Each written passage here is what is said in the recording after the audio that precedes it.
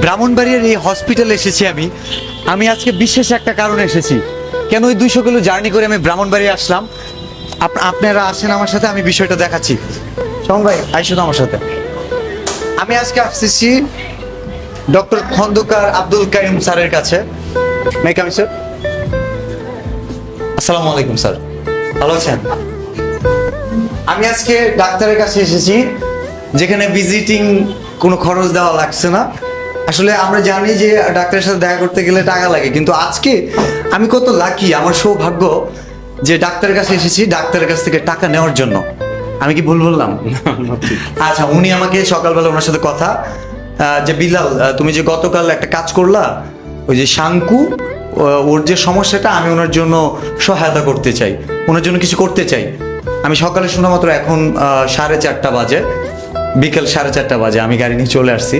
তো আমি সাহায্যের জন্য হাত বাড়াচ্ছি, আমাকে সাহায্য দেন। Thank you.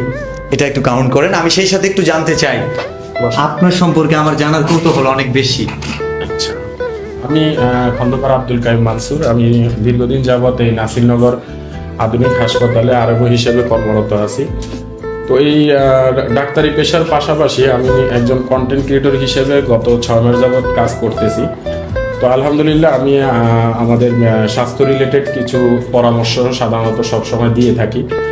তো এই পরামর্শগুলো শুধুমাত্র সামাজিকভাবে মানুষ যেন উপকৃত হয়, তাদের নানান সমস্যাগুলো থাকে যেগুলো মানুষ আসলে একজন ডাক্তারের কাছে ভিজিট দেওয়ার পরে মানুষ জানতে পারে, অথবা ডাক্তারের কাছে যাওয়া লাগে।